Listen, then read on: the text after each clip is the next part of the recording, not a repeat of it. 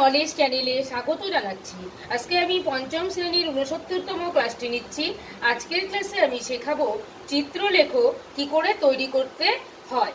তো চিত্রলেখ যখন তৈরি করতে বলা হয় তখন প্রশ্নটা যে দেওয়া থাকে, এরকম একটা ছক দেওয়া থাকে।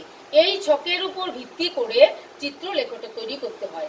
চিত্রলেখটা তৈরি করার জন্য এই ছকের এই প্রশ্নের যে অঙ্কটা সেটাকে সলভ করার জন্য, অর্থাৎ চিত্রলেখটা তৈরি করার জন্য আমরা এরকম একটি চিত্র প্রথমে এঁকে নেব। অর্থাৎ এরকম করে আমরা ঘর তৈরি করে নেব। এখানে যে সংখ্যাগুলো দেওয়া আছে, যে তথ্যগুলো, সেগুলোর সাহায্যে আমরা এখানে চিত্রের সাহায্যে সেগুলো বোঝাবো, যে সেটাই হচ্ছে চিত্রলেখ। তাহলে এখানে বোঝাচ্ছে হচ্ছে সোমবারে বিক্রি করা পুস্তকের সংখ্যা 65, এটাকে আমরা চিত্রের সাহায্যে এখানে বোঝাবো। মঙ্গলবারে 46, এটা চিত্রের সাহায্যে বোঝাবো। এইভাবে সমস্ত তথ্যগুলো আমরা এখানে চিত্রের সাহায্যে বুঝিয়ে দেব। তো এখানে প্রশ্নের মধ্যে উল্লেখ করা থাকে যে 10টি বইয়ের জন্য এই চিত্রটা ব্যবহার করতে হবে। অর্থাৎ এই চিত্রলেখটার ক্ষেত্রে আমাদেরকে এই চিত্রটা ব্যবহার করতে হবে। অর্থাৎ প্রত্যেকটি আলাদা আলাদা প্রশ্নের ক্ষেত্রে আলাদা আলাদা চিত্র কিন্তু প্রশ্নে দিয়ে দেওয়া হয়। সেই চিত্রটা দেখে এখানে আমাদেরকে সেটা এঁকে এই সংখ্যাগুলোকে প্রকাশ করতে হয়। তো এখানে আমরা প্রথমে সোমবারটা দেখছি। সোমবারে এখানে আছে 65, আমরা এই চিত্রটা ব্যবহার করব।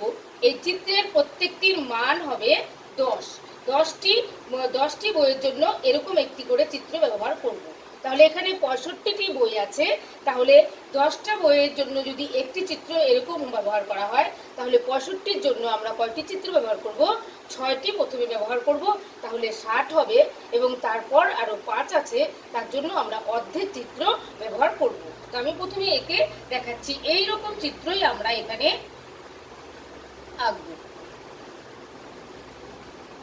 1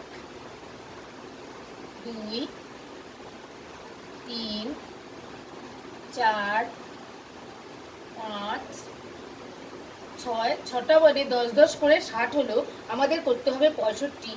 তাহলে এখানে আমরা একটা অর্ধেক চিত্র আঁকাবো। অর্ধেক চিত্র আঁকাবো, তার মানে হচ্ছে 65। এবার আমরা চলে যাচ্ছি মঙ্গলবার। এখানে দেওয়া আছে 46, তাহলে এরকম চিত্র যদি এক একটির মান 10 হয়, তাহলে প্রথমে আমরা এখানে 4টি এঁকে নেব, তাহলে 40 হবে। প্রথমে আমরা 4টি চিত্র এঁকে নিচ্ছি। 10 20 30 40। এবার আছে 46, অর্থাৎ 5-এর একটু বেশি, তাই আমরা অর্ধেকের থেকে একটু বড় চিত্র এখানে এঁকে নেব। এটা কিন্তু আমরা যুক্ত করব না, যুক্ত করলে একটি পূর্ণ চিত্র হবে, সেক্ষেত্রে মান হয়ে যাবে 10। এক্ষেত্রে আমরা একটু ফাঁকা রেখে চিত্রটা আঁকবো। এবার আমরা বুধবারে চলে যাচ্ছি 32, তাহলে 10 করে মান হলে আমরা 3টা চিত্র নেব। 3টা চিত্রের মান হবে 30। 1 2 3, এবার 32 আরো 2, তাহলে আমরা ছোট্ট করে আরেকটা চিত্র নিয়ে নেব, যেটা অর্ধেকেরও কম, তাহলে এটা হয়ে গেল 32। এবার আছে 50, তাহলে যদি আমরা 10 করে মান হয়, তাহলে আমরা 5টা চিত্র যদি আঁকি, তাহলে আমাদের হয়ে যাবে 50। 1 2 3 4 5, আমাদের 10 10 করে চিত্রটার মান, তাহলে 5টা চিত্রে 50 হয়ে গেল। এবার আছে শুক্রবারে 48, প্রথমে আমরা 40টা নিলে আমাদের 4টা আঁকতে হচ্ছে, তাহলে 4টা যদি আঁকি তাহলে আমাদের 40 হয়ে যাচ্ছে। প্রথমে 4টা এঁকে নিচ্ছি। এরপর আমাদের 8 নিতে হবে, অর্থাৎ পুরো ছবিটা আঁকবো না, কিন্তু প্রায় কাছাকাছি, কিন্তু আমরা যোগ করবো না, তাহলে এটা 5-এর বেশি, এটা হচ্ছে 8। এটার দ্বারা আমরা বোঝাচ্ছি যে এখানে কিন্তু পুরো 10 হয়নি। এবার শনিবারে হচ্ছে 54, 54-র মধ্যে 50 আগে নিব। 50-এ হচ্ছে 5টা চিত্র হবে।